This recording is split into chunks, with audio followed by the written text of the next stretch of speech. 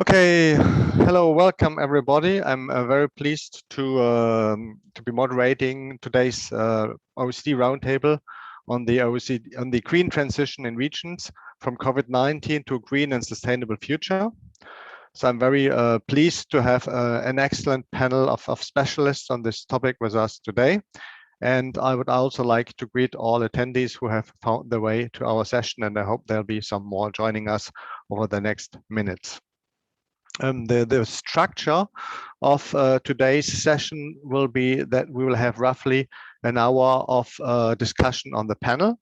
And then afterwards, we open up for questions from the attendees that you can put in either during the question session, but you can also already put it in during the panel discussion before, and then we'll be answering your questions towards the end of the session. The idea of today's session is really to talk about the regional dimension of the green transition. We have just in the OECD come out with our regional outlook, which was specifically focused on the green transition. And in that, I mean, we really have found and really stressed that this regional dimension is incredibly important and probably more important than is realized in the debate currently. Firstly, to give you some numbers, I mean, the variation in CO2 emissions within countries is much larger than the variation in CO2 emissions between countries, for a starter. And also when it comes to the job losses that will be following from the transition, at the national level, I mean, they're going to be really small. I mean, so at the macroeconomic level, they're not going to have much of an impact, even more so as there'll also be jobs created in new sectors. However, when you go down to certain regional levels, I mean, certain places will be very strongly affected. So the regional dimension here is also the one that really matters. And so it is important to take care of this dimension. Then we're also showing that the co-benefits that are coming from the abatement of the CO2 emissions is also something that's more mainly rising at the local level. For example, I mean, if we are switching from fuel-driven cars to public transport or to electric cars, I mean, then the improvement in air quality is something that really arises at the local level. And how much these co-benefits are really used, how much they are arising, it really depends very much also on local accompanying policies and structure. So that also, I mean, there's a very strong local focus to be able to capture these co-benefits. And last but not least, what we also showed in this publication is that there really is a very strong need for coordination between the different levels of government. We typically call that multi-level governance, to ensure that basically, I mean, this transition can happen in an effective way and will be successful. Now, when I'm talking about this green transition, obviously what I'm talking about is a transition to net zero, where we're trying to abate as much as possible the CO2 emissions and maybe compensate for those where it's really extremely difficult to not have those emissions. And so I'm not talking about kind of like coming up with some miracle technology that somehow will allow us to keep on doing what we're doing and then somehow then miraculously capturing all the carbon emissions. I'm not saying that this is totally impossible, but I think I mean, the situation, I mean, we are literally playing the future of our planet is really far too serious to kind of like, I mean, having any of that kind of scenario in mind. So, I mean, this is really just not safe enough. So, I mean, what we're talking about is really very, very deep transformation of our economic systems. And that's unprecedented, both in the depths of the transformation that we need to do and also in the time horizon. I mean, we basically need to do that in 20, 30 years. So that is something really unheard of before. So as I mentioned before, different regions will be having very different pathways. There'll be very different economic costs. And it is also important that at regional level, where most of the investment is taking place for the transition, that this investment is not wasted. And we're currently in a situation where a lot of money is invested because we're having all the COVID recovery policies. And so we're having a tracking device at the OECD, and where we're seeing that roughly somewhat more than $300 billion currently that are invested via these vehicles are actually helping in the transition to a green economy. So that's the good news, that's a glass half full. But unfortunately, we are also seeing that an almost similar amount is invested in technologies or in projects that are either not helping or actually kind of like, I mean, are unhelpful for this transition we need to do. And that obviously is a very serious problem, because we are kind of like investing in technologies, in production processes that we know that they're not going to be sustainable and they need to be changed in the very near future. And we're also increasing the risk of stranded assets, and that's obviously also is a very big waste and also a political problem, obviously. So basically, I mean, what we want to be discussing today is what do we need to do to transition towards a green and sustainable future, with a specific focus, obviously, on the regional and local city level. What can we expect to happen in different regions and cities, and what are the steps being taken? And I'm extremely happy to have a really distinguished panel with us today. So let me start with Esteban Rossi-Hansberg, who's the Glenn A. Lloyd Distinguished Service Professor at the University of Chicago, and very newly moved there after having been 16 years in Princeton. Then we have Daniela Jacob, who I think all of you know because she has been given an excellent keynote speech at the beginning of this conference, and she's director of the Climate Service Center in Germany. Then we have Birgitta Bergvall-Karreborn, who is a professor in social informatics, and she's the vice chancellor of Luleå University of Technology, very far in the north of Sweden. Then we have Maurice Sarrea, who is the lead senior scientific advisor at Engie Research in France, with a long career in different roles in the energy sector. And I'm very pleased that he's with us because, I mean, Engie is obviously one of the global energy companies and who's very important in that transition, so that we also have a view from that side in the panel. Then we have Paula Kivimar, who is a research professor at the Finnish Environment Institute Psych and a member of the Finnish Climate Change Panel. And last but not least, very importantly, we have Miriam Boveda, who is from the European Commission and where she's leading the Sustainable Growth team in the Directorate for Regional and Urban Policy, generally known as DG Regio. And with that, let's begin. Esteban, you have worked with several co-authors on the question what climate change, in particular global warming, will bring to different regions. So what do policymakers in different OECD regions need to prepare for?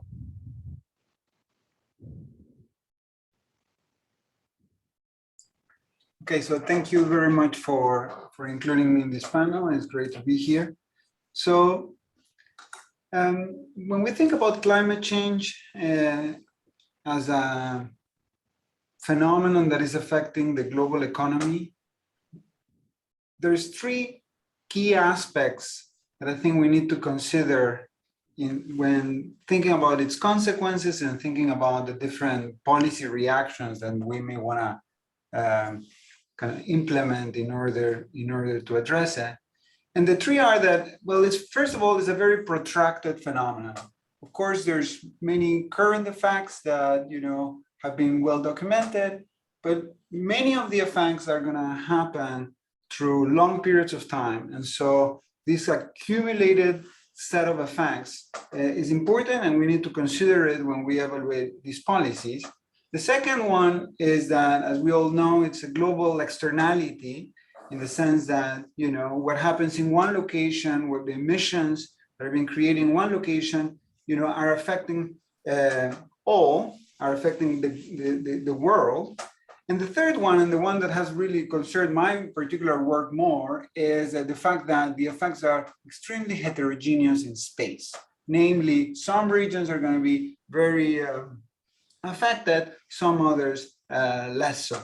Now, so in order to really kind of assess the impact of the phenomenon and also policy, we need to create tools that allow us to evaluate these consequences, taking into account these three key characteristics.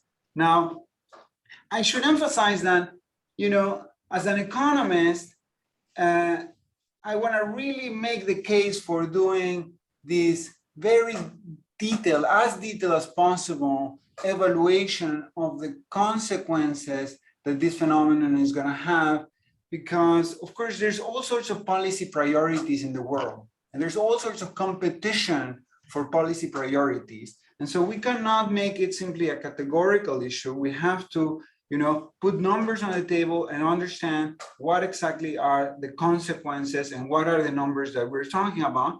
And of course, like COVID itself and pandemics, etc., are in some sense competing for resources and attention in terms of policy, as we know. And so it's very important to kind of see the numbers. And so the work that I've done is to try to do that, to try to create tools to do this evaluation, taking into account, importantly, the behavioral responses that agents and firms are going to have as a result of the policies that are in place, but also the phenomenon itself, namely the fact that people are going to migrate, the fact that people are going to trade and specialize in the production of different goods, the fact that people are going to invest, or in firms, of course, are going to invest in different parts of the world. And so when you put it all together and you kind of do this evaluation, I think we get some very stark and clear implications. First of all, losses in welfare for the world on average are large, are about, in our calculations, in present discounted value are in the order of magnitude of 6-7%,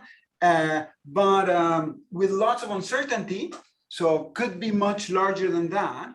And more importantly, and this is really the point that I want to emphasize here, the range of losses that you can have in different parts of the world is really, really wide. So you can have locations in which in present discounted value, they're losing more than 15%, while some others, may gain. And so this heterogeneity, in effect, is huge. There's really nothing, no policy out there, no phenomenon out there that gives numbers that are as large in terms of the spread of the heterogeneity of the effects as this. And so, this is kind of something that we really need to take into account when we put policy in place. So the second, or the next point is that, yes, they are very heterogeneous, but they're very heterogeneous in kind of in a bad way,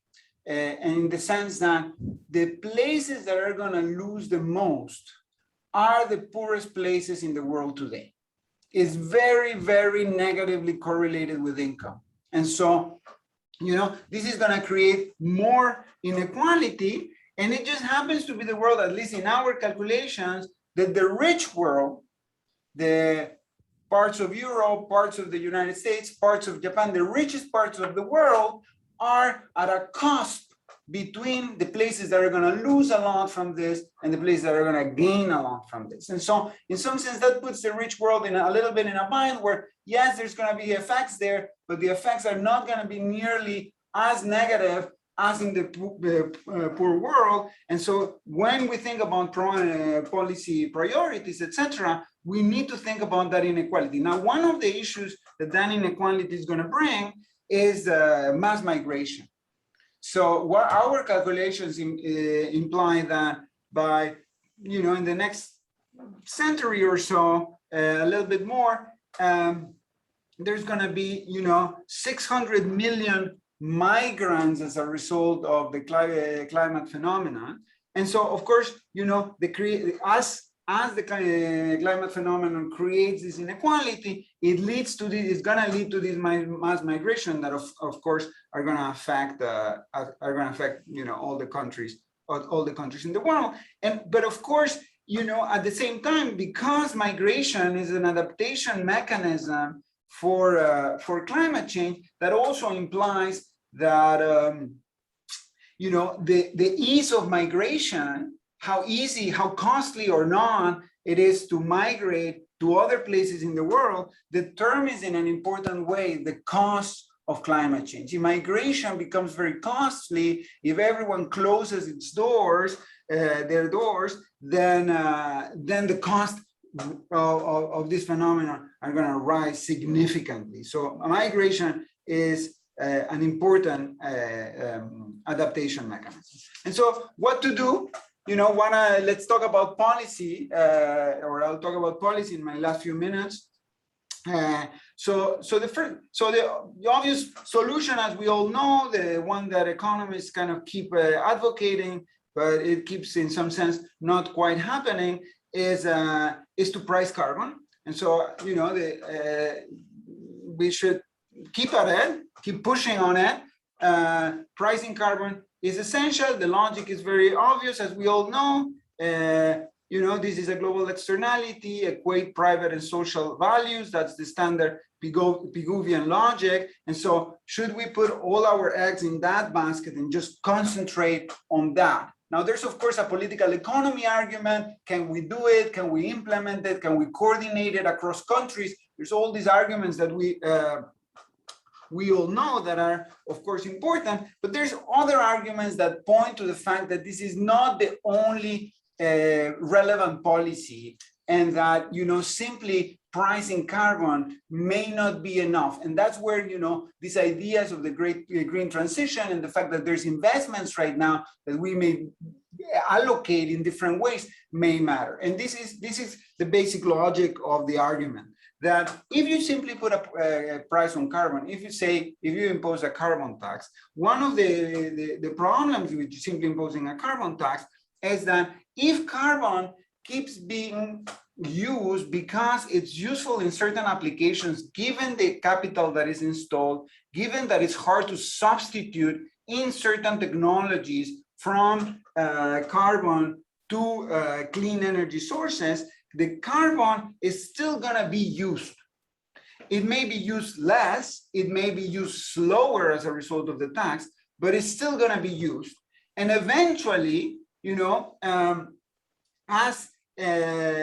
eventually the carbon available or relatively easily available in the world will be used anyway. And so what the carbon tax does is essentially delay the use of carbon. And so that of course benefits the environment, particularly if we have abatement technologies that are effective, right? Because delaying is useful in the sense that we can give a chance to those technologies to improve and come online. But if those technologies don't come, or if those technologies are not what we think, or are more expensive or have problems of other kinds, etc., then the tax itself is not necessarily that useful in the very long run. And so, abatement technologies are important. Investing in abatement technologies is essential as a complement to pricing carbon. And the other important issue is this issue of substitution, right? So to one extent, the relevance of the carbon tax depends crucially on how easy it is to substitute from carbon sources to clean energy sources. So that elasticity of substitution, as economists would call it, between clean energy and carbon-based energy. And so that elasticity of substitution today is not that high. And the classic example is your car, right? So if you have a gasoline car, or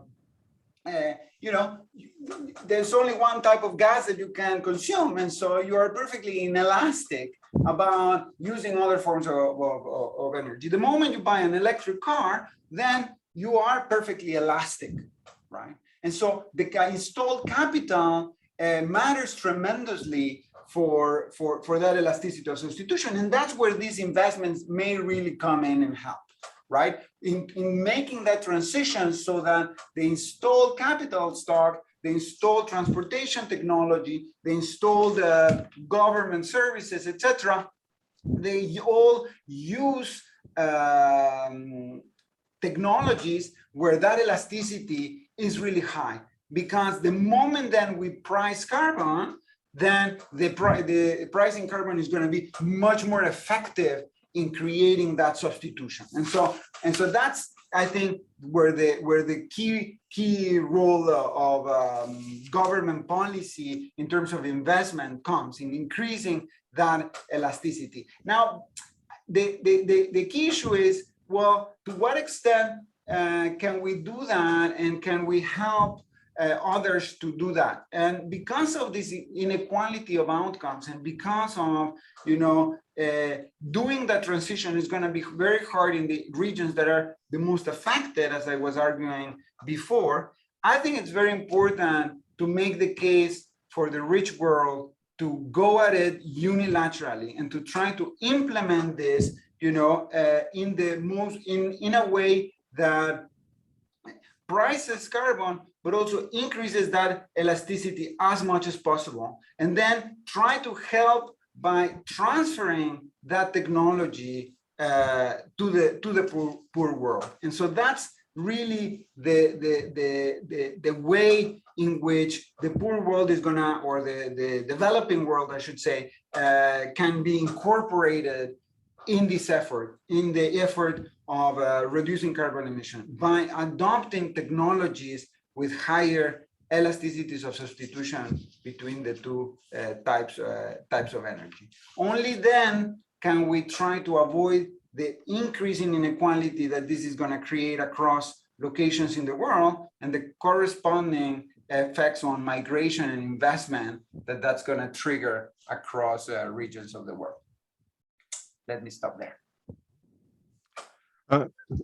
Thanks a lot, Esteban. I mean, that was highly interesting. I mean, I'm a big fan of your work. I mean, I think your modeling is really very, very inspiring, and it's very useful to kind of like see, I mean, who are, how the losses are going to be distributed of what's going to happen, and that obviously, I mean, that we're going to see very large increases in inequality is obviously very much concerning, and in that aspect also kind of like, I mean, the numbers of migrants that you're quoting, I mean, 600 million are also kind of like, I mean, they're a very large number. So I mean, if this migration, which you're saying is very important as an adaptation mechanism, is going to be able to happen in any, I mean,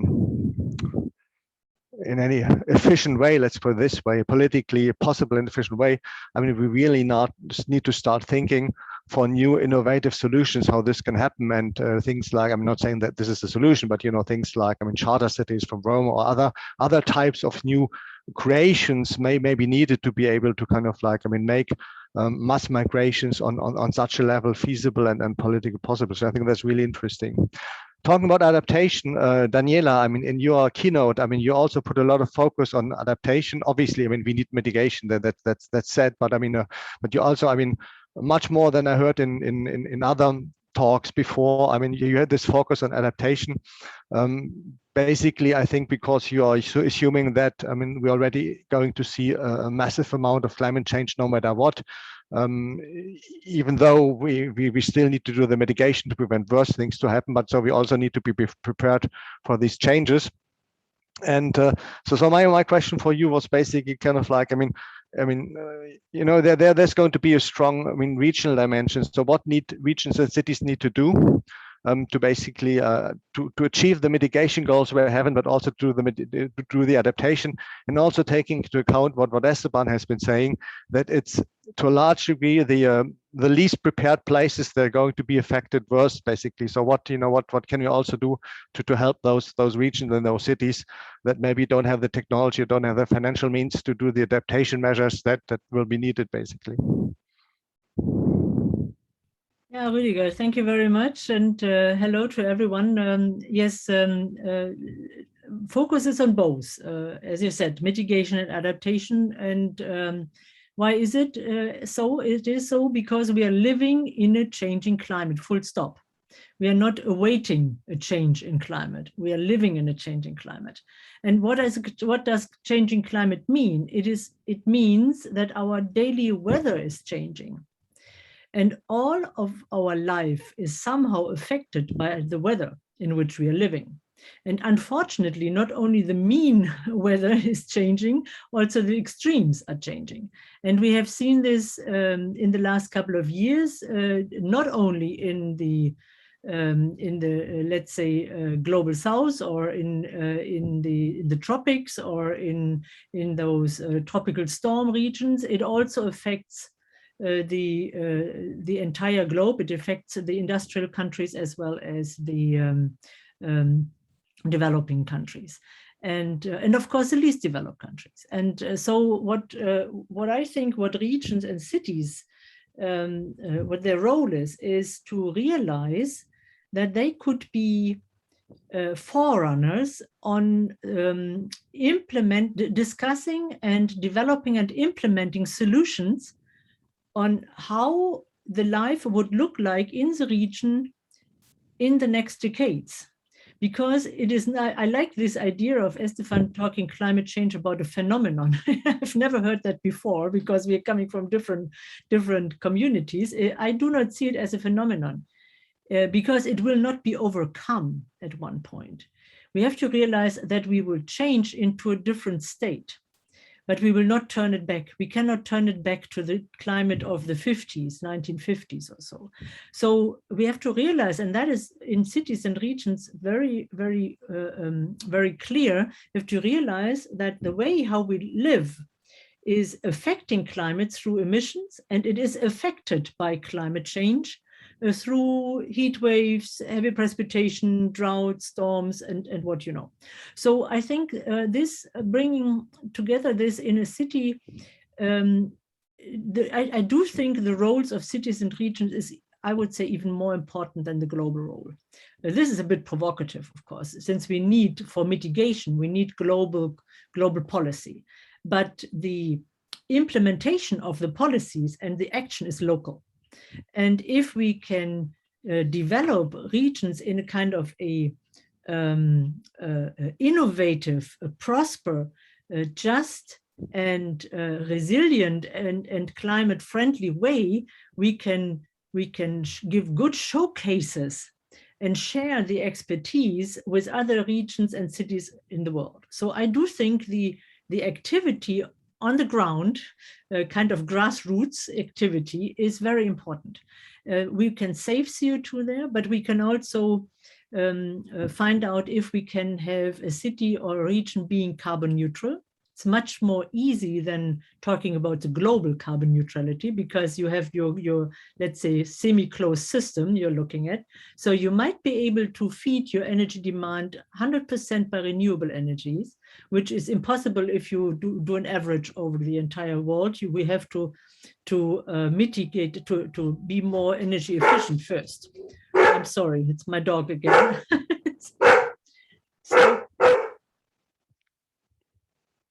So having said this, I think it is. I'm sorry, just a second. I'm sorry for this.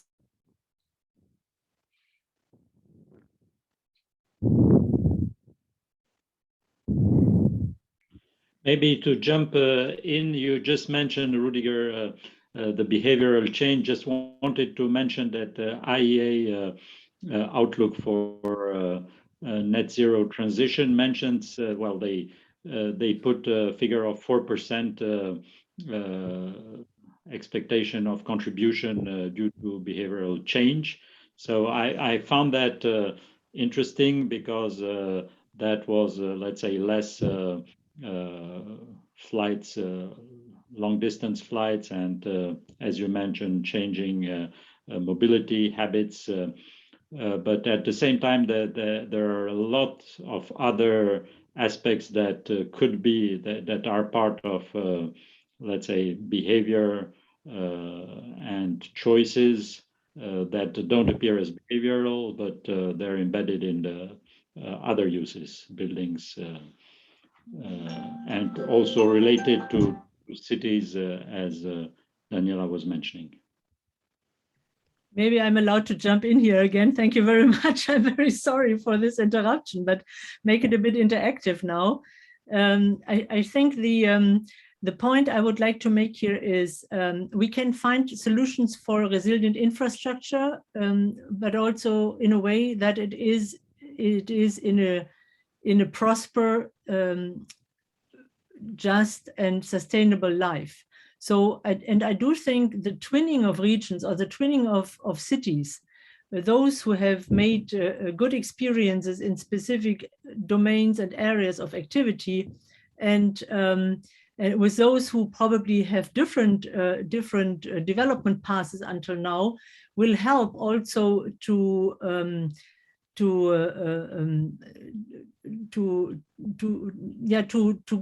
a bit of this injustice, which Estefan talked about, to get it a bit more mild. Because I also think what we have seen in the last years is that the local characteristics are extremely important. So the knowledge what regions and cities have from the past and their past development, be it on a cultural side, be it in the economic side. For example, if you look at Fiji, for example, where they were cutting down the mangroves, they now realize that was not a good idea, because they lose now the protection of the shoreline. So they bring back mangroves, which are a triple win. They are good for the coastal protection. They sink of CO2, and they develop jobs, more or less. So there are these situations from the past changes together with the experience they have. And if you bring this together in the systemic approach in the city, adaptation to climate change and mitigation to climate change, I do think we can come up with new solutions and which we can share. And my last word on this is, I think we have to carry out a lot of feasibility studies to enhance the enabling conditions. And the enabling conditions are dependent on the local characteristics, the local governance, the local setting, the vulnerability to finances, to climate change. But if we can find those good development paths, I do also think we can initiate a new lifestyle and a new way of the way to which we have to adapt in the future in a positive way. And this, if this is developed in a kind of a democratic way with citizen science, with citizen engagement, with dialogues of stakeholders, citizens and scientists, then it can also help us to get more social cohesion, which I do think is really important. So I think that's my first guess, and sorry for the interruption. Well, thanks a lot, Daniela. That was really very, very inspiring again. And I also found the idea of twinning cities is very, very interesting in basically helping places that don't have as much capacity as some of the richer cities may have. But generally, I mean, I find it interesting also that you've been stressing the regional angle of the transition.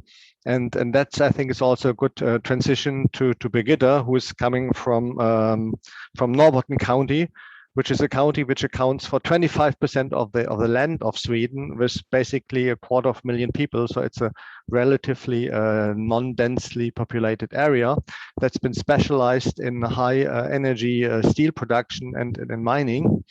And that is not exactly the activities that are having a great future with the transition we need to do. But if I remember correctly from a panel that we were both on some time ago, I mean, there's also some bright side to what regions can do in these circumstances. And maybe you can say us some words about that. You're still muted.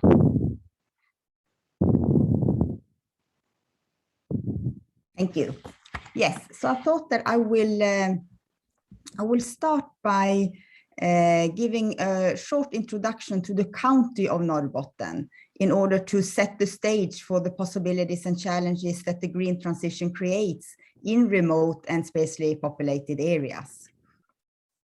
So, and I think that it's important to understand these when we need to consider, you know, how can we ensure that the possibilities are managed well and used to create environmentally, socially, and economically sustainable societies. And as I think you said, Norrbotten is Sweden's northernmost and largest county, and it accounts for nearly a quarter of Sweden's total land area, but only 2.5% of Sweden's population. So it is really scarcely populated. The business composition in the county is also characterized by a mix of very large and very small companies. So 90% of all the companies have less than 10 employees, while there is very few SMEs and medium-sized enterprises.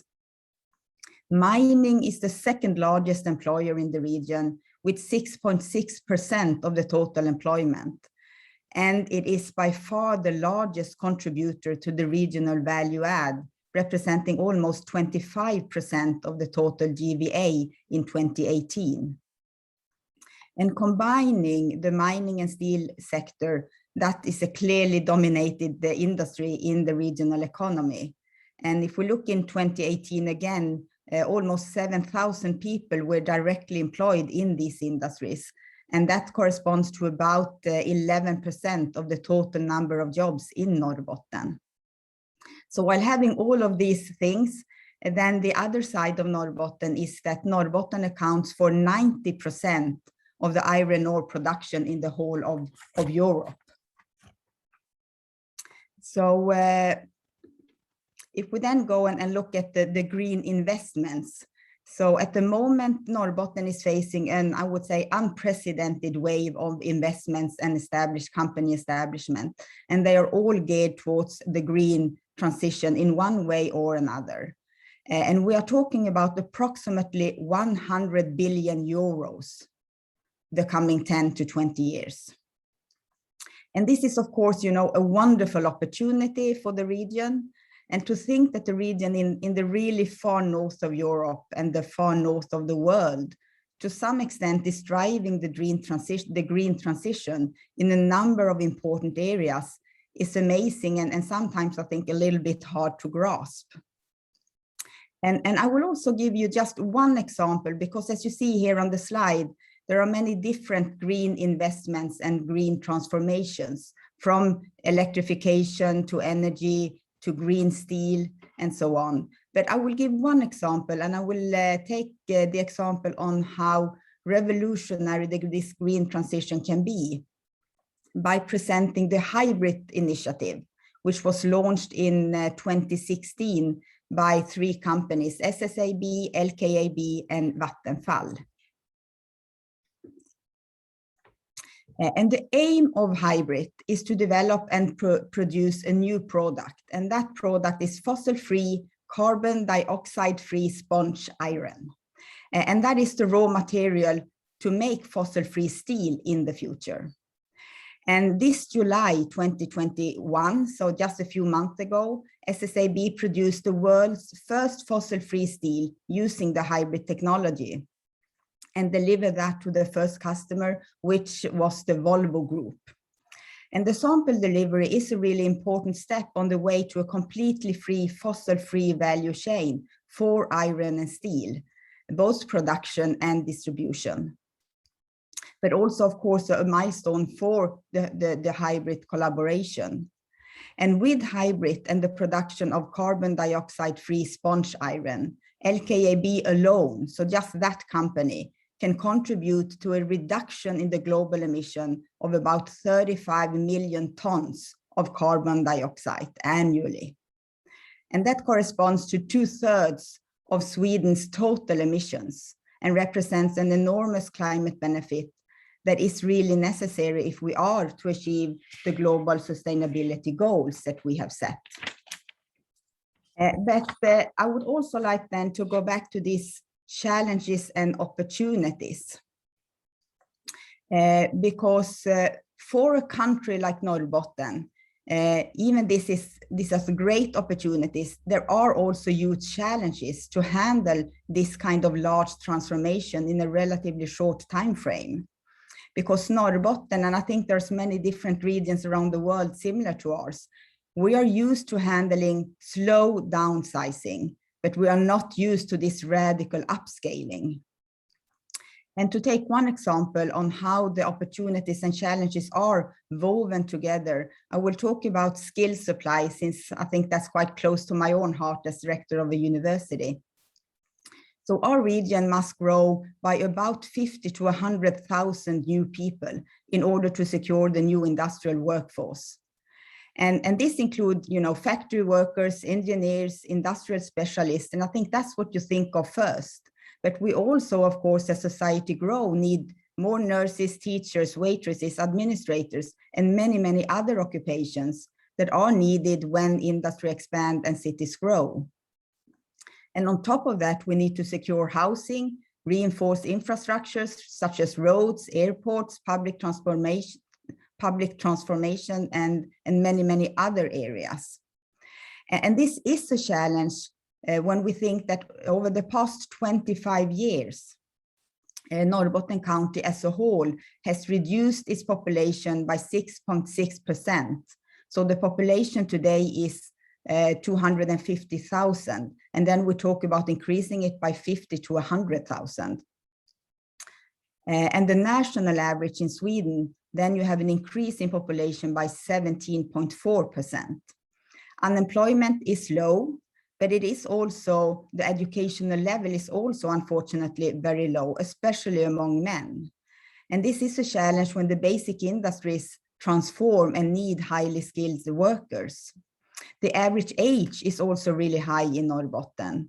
And for some municipalities, as high as 25 to 30% of the population is over 65 years old. So to secure the competence needed, the university, together with a number of large and small companies, municipalities, and the county of Norrbotten, we have launched a project called T25 as one example of what are we doing. And we find and T25 stands for Talent 25, which we thought was a suitable name at the time when we thought that 25,000 people was the goal to reach in order to manage these investments. And now we see that it's much more than that. So to attract between 50 to 100 new citizens to the region, we have organizations that now say that they will make sure that most of our students at the university will be offered summer jobs, internships. They will be involved in a much larger scale than what they have done before within our educations. And this is, of course, in order to guarantee or make it more probable that they will stay in the region after graduation. We also plan to have joint recruitment events in different countries and different cities. We will develop a digital platform where people who applied for a job in the region but didn't get it will be able to sign on and then be offered other work opportunities by different and other organizations, because they have taken a really first important step. They have said, I want to move to the north if there's an interesting work opportunity for me. And we will also take a joint responsibility for competence development activities. So for us in the north, we really, really need to capture this opportunity in order to rejuvenate and reshape our region. But also in order to move from having one of the world's oldest populations to have a good mix between ages, moving from a region where educated females move to the south to a region that is attractive to both genders. But also we need to move from a region with relatively low education levels to a region with a number of high-tech competence centers within a number of different areas.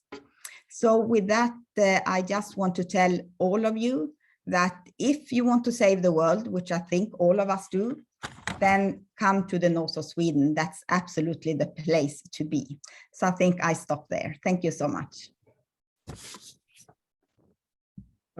Thank you very much, Birgitta, for kind of like, telling us about this, really inspiring example of a place where you would have thought from the structure that it was maybe one of the big losers from the transition to a low carbon economy, to a place that actually will be a model region where a lot of the transformation will be happening, and that will be even needing to attract a whole lot of people just to be able to kind of like to make this transformation. So it's a very inspiring example. It shows also kind of like that because of this transition, obviously, the assets that different places have will become very important. They're going to be different from what they were in the past, and in some places, that, for example, don't have the abundance of energy that you have, they may not be so lucky, or they may need to find some other ways. What I'm trying to say here is kind of like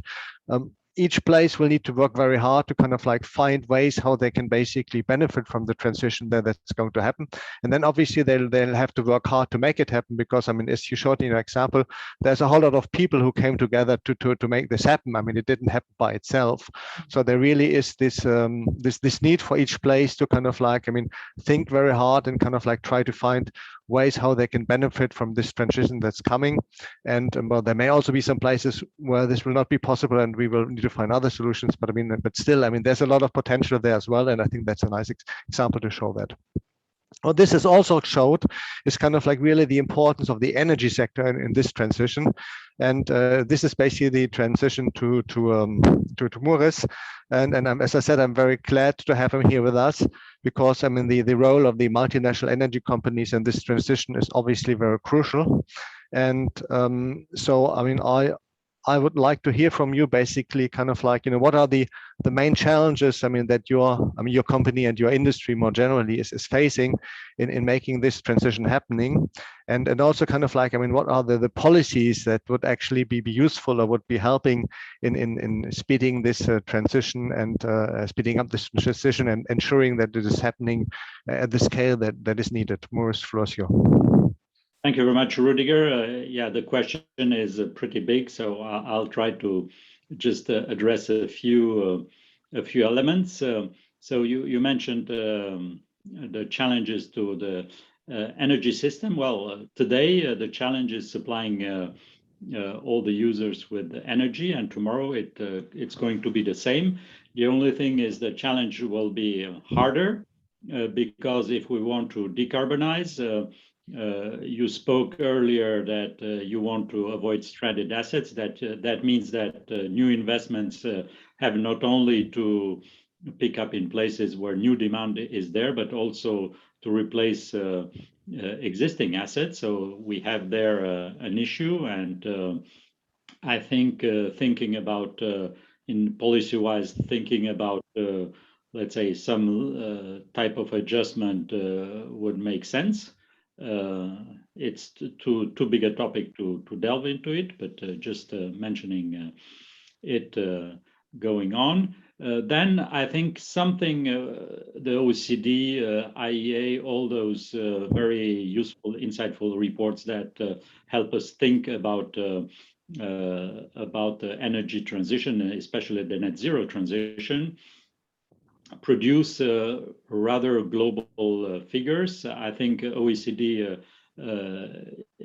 distinguishes itself by trying to get into closer detail, and you said, Rudiger, how much variation there is among regions rather than between countries. And I'd like to echo this by trying to show the different levels in the energy system. So because that helps to understand the transition that needs to occur. So currently, you can think of the energy system as a basically speaking, three-layer system, just conceptually.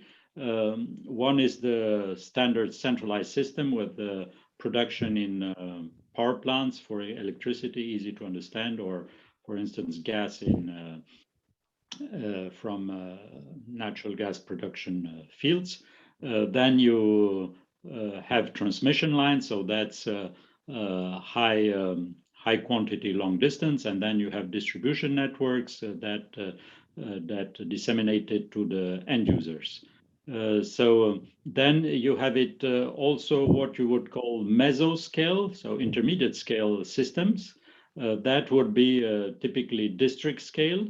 So there we meet the city scale. It would be district heating and cooling, campus energy system, be it an industrial campus, and university campus, or just a district in a city. And then you have newcomers, which are the decentralized systems. So renewables, typically solar, less so for wind, but mostly solar, enable now the individual citizen to put a bunch of solar panels on the roof of their house, and then start relying less on the energy systems because they can have some self-consumption.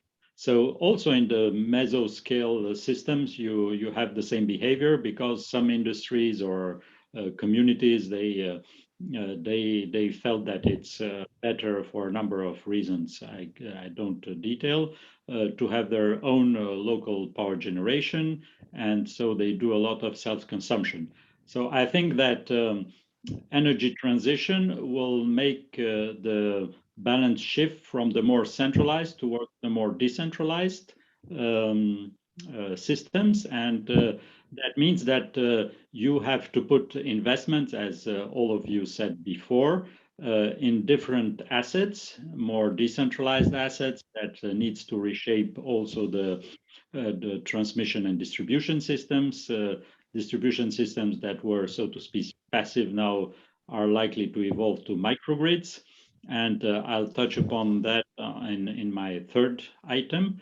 But there's also a link to the fact that in these three scales, you go from emissions mainly related to the just core energy systems where you produce energy and you transport and distribute it, to the emissions at end use level. So in all the based on where you put the boundaries of the energy sectors, in all the reports I mentioned, be it OECD or IEA, you will see different contributions to emissions from the energy sector, from buildings, from industry, and from transport.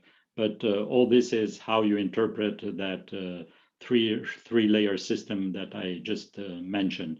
Anyhow, what is being planned is due to the industrial nature of the centralized system, this is the one that is likely to ensure the quickest abatements.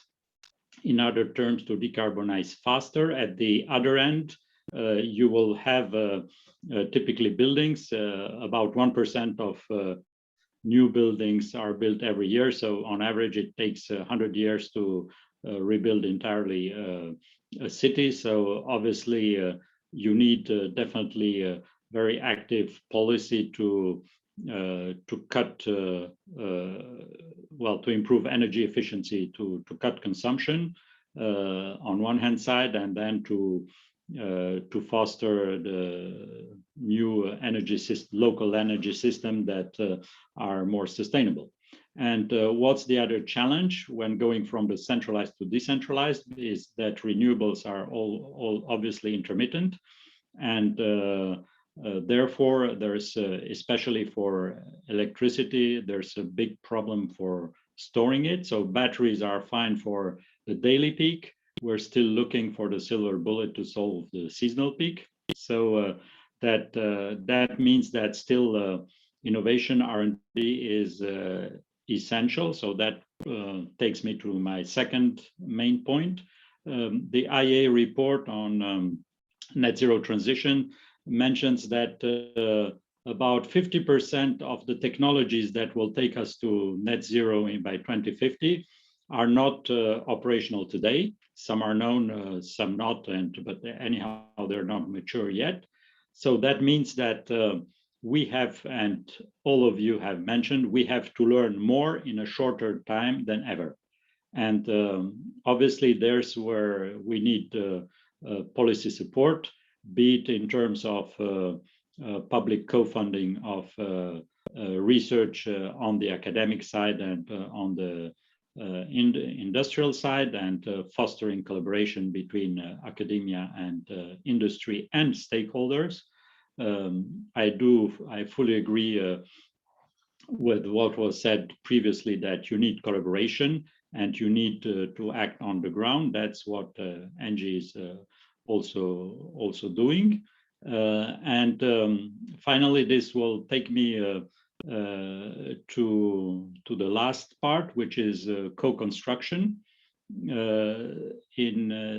Because all this technology won't maybe, sorry, just on this innovative side, there's one aspect I still wanted to highlight before transitioning to co-construction is the fact that, at least in Europe, we have a very structured framework for energy between regulated natural monopolies and, let's say, free market players. So I think that the new challenges posed by decentralization, by decarbonation, pushes towards, and regulators understand that, and they're moving in that direction, pushes towards implementing sandboxes, in other terms, specific experiments, hands-on learning, demonstration and research actions to try out how these innovative systems can work if under different regulatory conditions, because sometimes the current regulations are made for the current centralized system and are not so well adapted to the decentralized one. So now back to indeed insisting on what Daniela called for before, and that I'd call co-construction, saying that I mentioned technologies, but all the best technologies in the world don't really operate if people who are using them either adopt them or use them appropriately. So without people, we can't do anything. And if things are imposed on people, they're not so likely to pick them up. So I think that it's essential for industry, and I heard that academia is supporting, to go on a new trend, which is stakeholder engagement in such experiments or demonstrations, and just have I would say a first stage where there's a discussion of where we are at, where a certain community is at a given time, what agree on a target, and then discuss or more or less democratically, but engage a debate about what the feasible path and acceptable paths are to transition to the new desired stage of the decarbonization, and then only go more into details with the technology and investigate how they can be put to work. And at the same time, use this as a learning exercise with, as Daniela mentioned, keeping a well track of what are the enabling conditions, what makes that a certain solution works in a given context, and what makes it, what is a killer, what are the key factors of success and key factors of failure, so that as we need to upscale very quickly, we are able to avoid white elephants. In other terms, be always very cognizant that you need to adapt solutions to given context. So there are a number of such living labs that I could tell you about, so I'm happy to discuss about that in the Q&A session. Just the last item I would like to mention as a kind of summary or synthesis of that multi-layer structure of the energy system that I mentioned. This is the 5th generation district heating and cooling networks, which is actually combining everything like power network, gas networks, green gas networks, obviously in the future, and also district heating, district cooling, and local energy producing assets into what is called local energy communities, in which most of the people or organizations would be prosumers, in other terms, at the same time, producers and consumers, promoting self-consumption to the maximum, and also a lot of circular economy pathways. So that level of integration is highly sophisticated. It requires a lot of IT platforms, but as mentioned, a lot of stakeholder engagement. And it from the very beginning, I think it was mentioned that all these transformations need to be inclusive. What I'm describing is good for middle class context. Something more appropriate has also to be designed for, let's say, lower income areas. And ENGIE is very active in Africa to secure access to energy in less developed communities with power corner and microgrid products. So I'll stop here in the interest of time. Okay, thanks a lot, Maurice. I mean, that's been extremely valuable to also kind of like have, you know, the viewpoint from somebody who is knowledgeable on basically what the issues in the industry are and what the way of thinking in those areas is, because that's something that I think both we in the OECD, but also people who are in the academic community have very little knowledge about, and so that's been really interesting to hear. What I found interesting is that, I mean, you've been particularly stressing also the importance of stakeholder involvement. That's a bit unusual to have that from the private sector. That's often more coming from, you know, international organizations or universities pushing that. But I mean, it's certainly a very welcome, very interesting contribution to the debate. And also kind of like, I mean, your stress on innovation, which is kind of like also the bridge to our next speaker, Paula, because basically, I mean, there's a lot of opportunities in the way. I mean, there's a new European programming period starting. There's an update of the regional smart specialization strategies. So there's a lot of potential of basically kind of like somehow setting the framework for innovation policies at the regional level, and then maybe you can tell us a bit kind of like how this can be done in a good way, so that it actually, I mean, supports the innovation that is needed for the green transition. The floor is yours, Paula.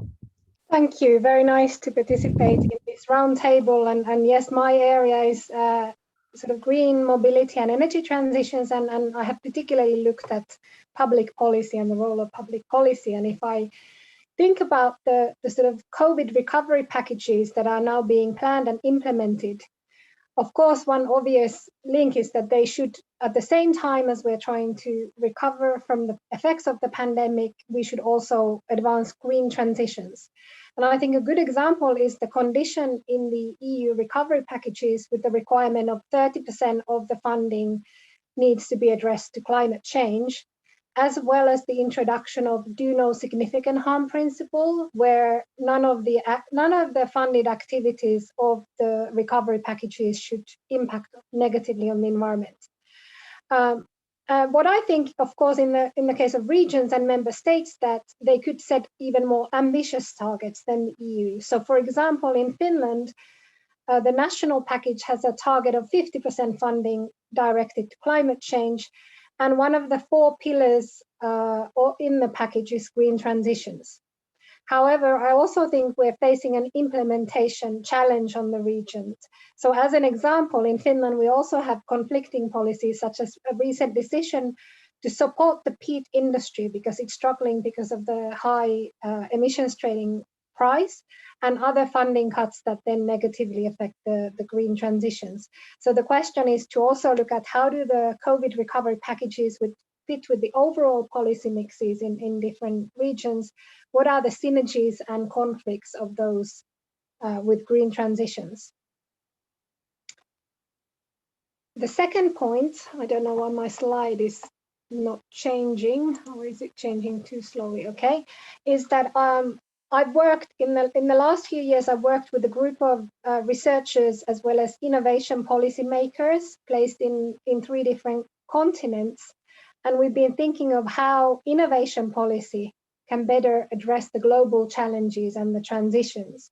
And one of the things we've done on the basis of sort of academic literature on sustainability transitions, but also the dialogue with the policymakers, is that we've outlined a set of transformative outcomes that public policies or policy experiments could aim at. And the idea with these sort of 12 types of outcomes is that they're sort of micro scale processes that or processes that can facilitate or speed up transitions in different levels. So they are also applicable to regions.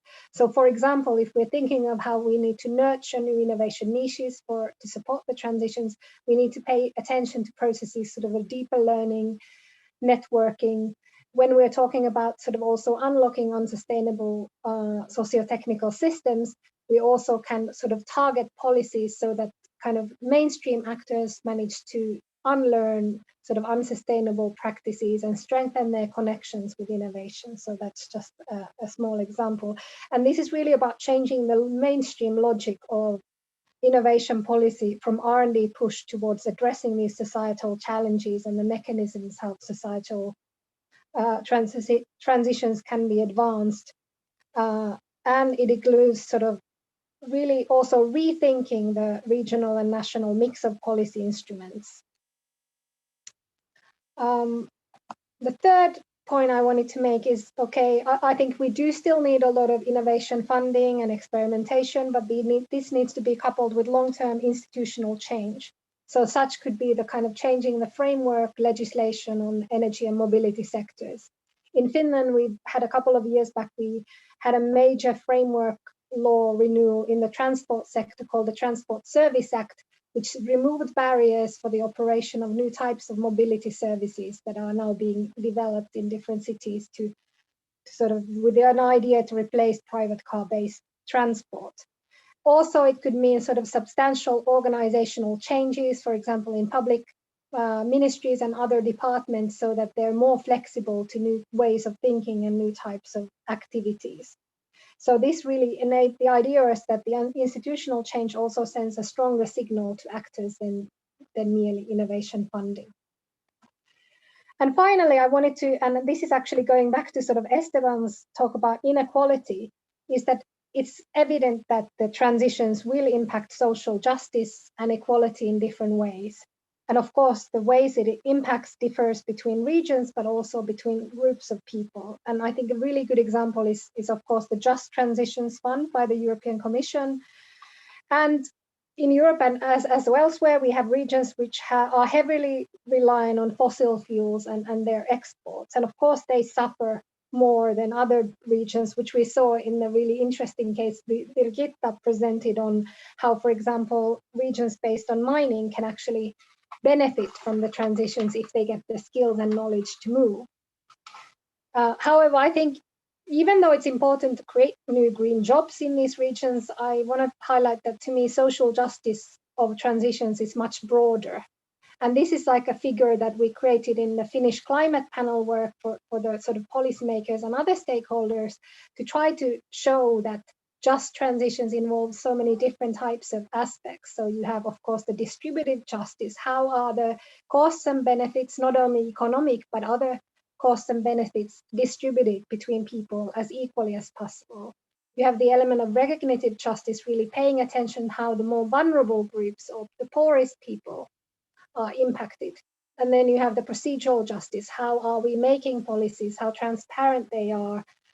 What are the different capabilities and opportunities of the people to participate? And I think the idea is really that we're really not starting from an equal world. We're already living in an unequal world, and we need to think about more than just compensating the previously profitable sectors, and to create living environments that advance the health and well-being for everyone. And also globally, how do we alleviate the negative consequences elsewhere of resource consumption in Europe? And I think critical materials that are used in digitalization and the energy sector is really important. And I also think these will then help us to reduce the risks for internal conflicts between regions and countries, as well as the geopolitical conflicts between countries. Thanks.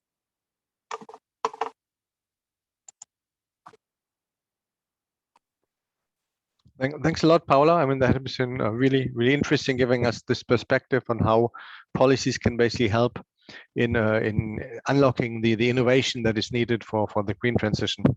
So we're now coming, last but not least, to Miriam. who will basically give us a bit of the perspective from the European Commission. I'm actually, how should I say, I'm a bit proud as a European, as a German, living in France, that the Commission has been taking such a strong role in the transition, in the just transition to a carbon-free economy, basically.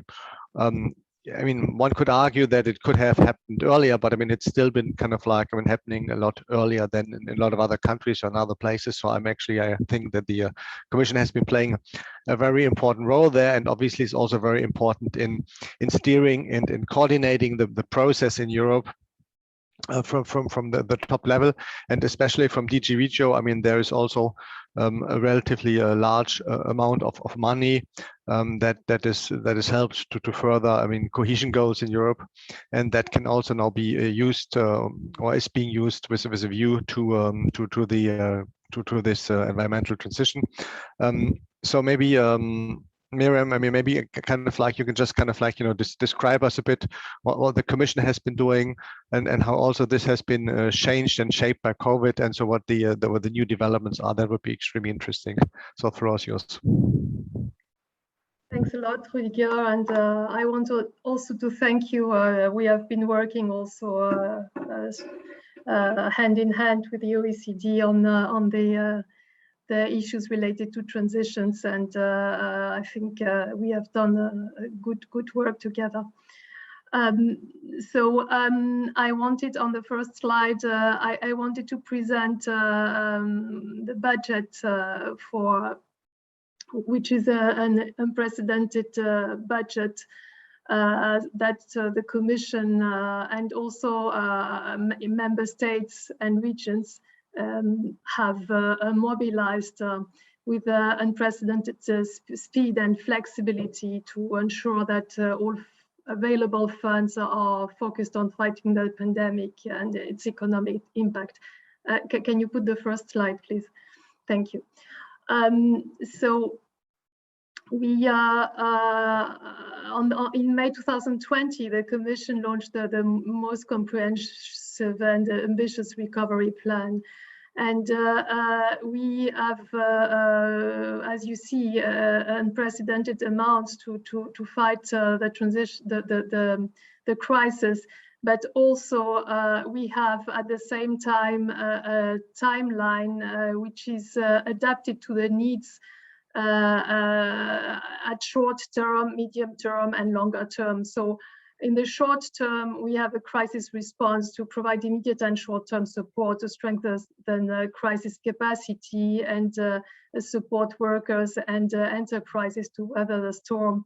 In the medium term, so for the next 2-3 years, we have crisis repair. So this is to prepare the ground for recovery and bridge the gap between first response and recovery. Also focus on restoring labor markets and support to workers and enterprises, but also investment, preparing the foundations of recovery should also begin. And in the longer term, we have recovery to support recovery and resilience of the economy and society. This focuses on the green and digital transitions. Next slide, please. So we know that we had adopted the European Green Deal in 2019, and the European Green Deal is the economic growth strategy for Europe, and it is still a long-term strategy to invest in sustainability transitions.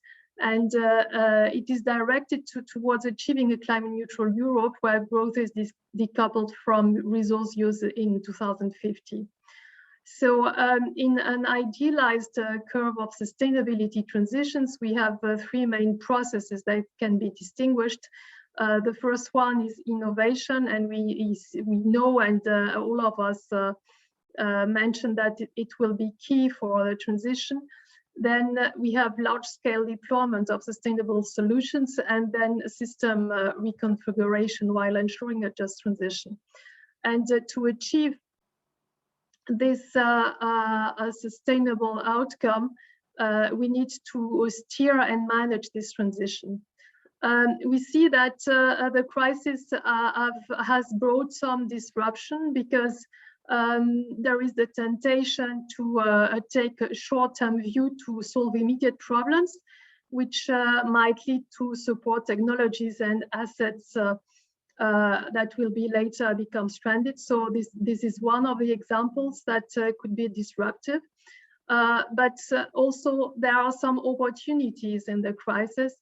And for example, decision makers can provide funding to sectors and technologies that promote transition. Still, when there is a technology that is available and would bring about the same result. There are also some positive environmental changes that have taken place, and they can be an opportunity for policymakers to work and to make these changes become permanent, like changes related to air pollution or reduction of greenhouse gas emissions. We can also see that the crisis is a good time to institute changes in areas where resistance to change is low. For instance, the temporary reduction in motorized urban transport. We have been developing all these recommendations in a toolkit that we have developed for managing authorities, managing our funds, because we think that we should also fully grasp in the shorter term some opportunities that exist. In the next slide, please.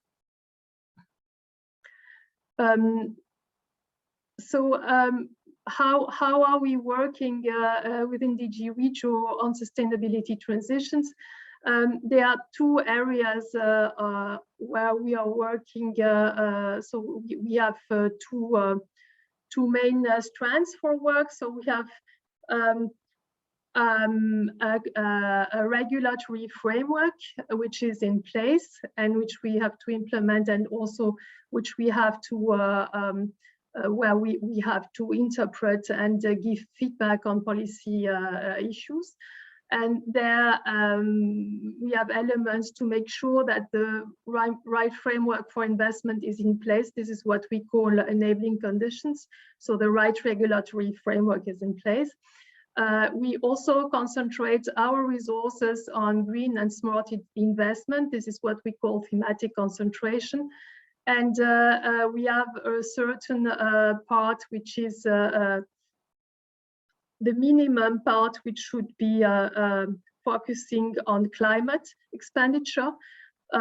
This is what Paula also referred to in her presentation. So this is 30% for the European Regional Development Fund, 37% for the Cohesion Fund, and 100% for the Just Transition Fund. In addition, we are working closely with key actors like the European Environmental Agency, and we are coordinating across the Commission with other services. We are translating frontier academic knowledge into recommendations. I mentioned here an OECD report on managing environmental and energy transitions for regions and cities. And also we have worked together on a toolkit on supporting sustainability transition for authorities managing cohesion policy funds. We are also assessing, so we are working also on technical assistance to increase capacity of local authorities to manage transitions. And there we have an ongoing project with the World Bank. On the Just Transition Fund, Paula was referring to it. And this is a new fund that has been created following the European Green Deal. And we have set up a Just Transition platform where we support knowledge related to the just transition. And all together with the managing authority, we are making the best of programming. In the next slide, please. So we are very conscious that there is a need for our programs to do certain things better. And also we know that we are not starting from the same point in different regions, and we need to adapt to different situations. And Daniela was mentioning the need to develop a vision, and this is what we need to do better in our programs. We need to develop a vision in the programs for a sustainable future and to formulate pathways. For example, in the implementation of the Just Transition Fund, managing authorities are defining territorial just transition plans where they have to mention what are the pathways to become climate neutral by 2050. And this will be key to mobilize the GTF. Also, we know that we need to put in place a system of proactive governance to manage the transition. We know that governance is key for the transition, and in certain member states there is more effort to be done. Although we have done a study comparing in energy-intensive sectors how the governance of the transition is being carried out and is being functioning, and we had interesting results. For instance, we see that Sweden is an example where the governance of the transition is quite inclusive and transparent, and it's an interesting example. We also know that we need to support innovation. We said it already, and we need to support deployment of innovation. And there we are working within the Commission with the Directorate General for Research, because they are funding research projects, but we need to take over and have synergies between research programs and our funds, which are more for the deployment phase of these projects. And of course, our regulations are excluding certain types of investments, and we need to phase out unsustainable practices. Like we have introduced in our regulation an exclusion of fossil fuels support to fossil fuels investment. We have this Just Transition Fund ensuring a just transition so that the transformation benefits everyone. And we also need to apply specific territorial approaches. We have specific approaches for city, where we have a certain part of our funds which are concentrating on cities, on strategies for cities. And also we have the Just Transition Fund, which is also concentrating part of it in the core regions. And finally, we need to have a better mainstreaming of sustainability into programs and projects. Paula mentioned the do no significant harm principle. It's also applicable to cohesion policy programs. So there we have this a new principle that has been introduced by the regulations for the next programming period. Thanks very much for your attention. Thanks a lot, Miriam, for presenting us. I mean, these really extremely important initiatives by the European Commission. We were running out of time, basically, so we don't have much time for questions. I would say that everybody gets like 1 minute, and maybe Birgitta, there was a question on asking whether there has been EU support for the activities, the transformation that you're describing. Then Miriam, there's been a question on whether the Commission is doing enough for remote, rural, or lacking regions. And then there has been a discussion in the chat where we've been talking about, I mean, critical materials and emerging technologies. Daniela, Morris, Paula, Birgitta, I mean, if you can maybe say some words about that as well, that would be great. So please, 1 minute each, because otherwise we're going to run over too much. Who wants to start? So then I'll start the support for the transition. I think that that's what we lack. I think that we see that even though it is so extremely important that this happens, both for Sweden and Europe, and it really could transform a somewhat problematic region to a really future region, we see that it is really difficult to really get the support in funding, but also sometimes in competence that we need to make sure that this really happens and that we take use of it in the best possible way. So both on the national and I would say on the European level, the Just Transition Fund is exactly the kind of support that is needed. So we are extremely, extremely happy for that and how it progresses. Okay, anybody wants to say something on the critical materials and the emerging technologies?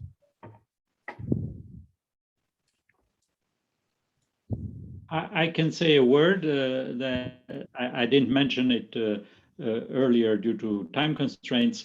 All these new decarbonization technologies require now a lot more materials than used to be the older technologies, more simple ones.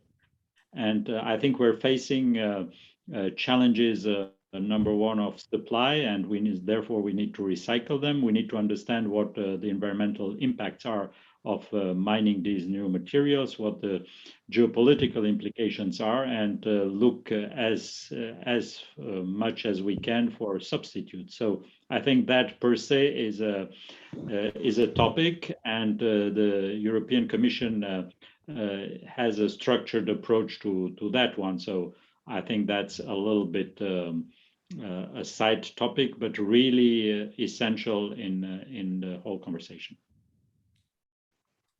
Anybody wants to respond to that very quickly? Yes, so I very much agree, and I think I've been looking at the security implications of the low carbon energy transition, and critical materials come up as one. Although I think there's a lot of uncertainty, but it still seems to be that the problem is not as large as in terms of fossil fuels and security of supply. But of course, there's a lot of issues related to social justice, the working conditions, for example, in Africa of the mines. So there's a whole lot of things in addition to the environmental impacts that I think needs further assessment, although there's a recent fairly good EIA report on critical materials as well, if anyone's interested. Okay, thanks. Thanks a lot, Paula. Daniela, anything you would like to add on this? Yeah, maybe not on this, but I agree with all of you fully. Unfortunately, we do not have so much time. So I just want to bring this point again here and say, I mean, the views, the ideas, the frames, the methods, the knowledge, which we just have heard and which is developed either locally, regionally, or European-wide, is good and we need it, but we have to make sure that it really happens on the ground. We have to do the transition. We cannot research it fully first and then start to do it. So it has to go in parallel. And I do think the local and regional challenge is to implement, I would call them something like transition managers or transformation managers, to make sure that the extra money which comes either through COVID or whatever activities is not lost in a kind of traditional way through the traditional measures and governance, but that we do really make the best out of it and get the added value out of this, and include education, service, and support for lay people, and really make sure that things are happening now in 2021, and not that they are on the ground visible in 2025. That's too late. And I'm sorry to say this again here so clearly, but we have to act the climate rapid global warming is too strong. So we cannot spend time 10 years or so on research, although I know we need it, and I'm glad that we are doing it, but focus on the how to do and how to implement. That's my last word. So basically you're stressing the need for implementation. We got some extra 5 minutes, so I mean we're very lucky on that, and that gives me the possibility. Esteban, I wanted to ask you, if from your modeling, I mean, do you have any understanding how basically the cities and the rural areas will be affected? Is this going to be very similar, or is this going to be major differences? Yes. So I mean, the key aspect that comes out of the modeling that we've done in terms of cities is that there's some specific cities that are going to be in clear are going to be very damaged by this, and that new agglomeration places or new cities are going to emerge in areas that didn't have them before. So I thought Birgitta's presentation was very interesting, because in some sense that's in some sense all what we're about in our modeling. The fact that the economy is going to change as a result of this, and that we need to be open to that change, and we need to allow places that used to be rural to become cities, and places where certain activities had not happened in the past to develop, and we need to aid that transition. And so this distinction, kind of fixed distinction between there's some rural areas and there's some cities, I mean, I think that's going to be much more flexible and much more fluid than what it has been as a result of this. And so we need to encourage that. We need to, support that rather than prevent it or treat these places as clearly distinct. The one other point I want to make, which is kind of related to many points that were made throughout by all the presentations, is this idea of local places as grounds for experimentation, innovation. I think that's a great point, and we definitely want to try many different things in many different locations. But it's also very important to keep in mind that cities are not islands, that they are connected to the economic system, and that you can achieve things at the local level, but in a way that generates lots of leakage and substitution towards other areas. And that, we may think, well, this is a great success, but it was achieved in ways that essentially just generated lots of leakage, right? I mean, just shifted activities to other places. And importantly, our reaction may be, well, in order to avoid that, let's stop those links. Let's limit those links so that, that leakage, that substitution doesn't happen. But that can be also very costly for the economy. And so we want to be careful of not severing those links, not eliminating those links. And this is kind of particularly salient, for example, with border carbon tariffs, etc., things like that. So those are exactly about those links, right? Those are exactly about preventing leakage, but by preventing leakage, you're also preventing interactions that are very valuable. And so we want to be careful in doing that evaluation right. Okay, great. Thanks, Esteban. And last minute for Miriam. I mean, so you can answer the question, and also kind of like may say what do you think about the transition managers?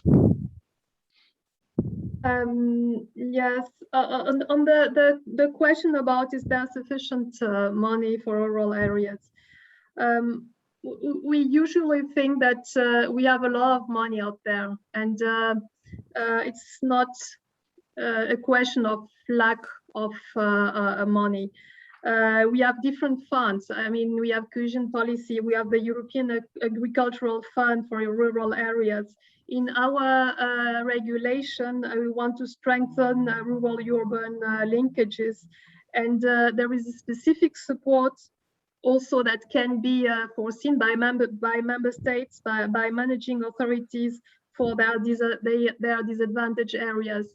So I think there is a lot of support out there, And we also have integrated territorial development. So I think also the Just Transition Fund has an envelope which is targeting on the regions mostly affected. So it's very much targeted on certain parts of territories, and it's targeted on supporting the cost of the transition.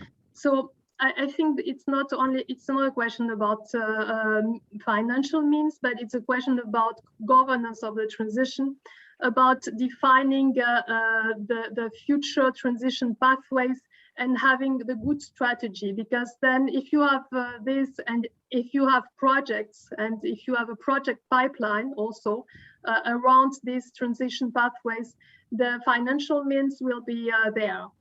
So this is all from my side. Okay, great. Thanks a lot, Mariam. Thanks a lot to everybody. I think that was a really great session. I mean, also the number of attendance during the session was rising, which is, I think, is a good sign, so that people liked it. Also, a lot of thanks to Alexander and Alexandra and the URSA team for organizing this behind the scenes. And I hope to see you all in the near future. And thank you to all our attendees and all the questions that were brought in. And wishing everybody a very good Congress going forward. Thanks a lot. Bye-bye, everybody. Thank you very much. Bye-bye.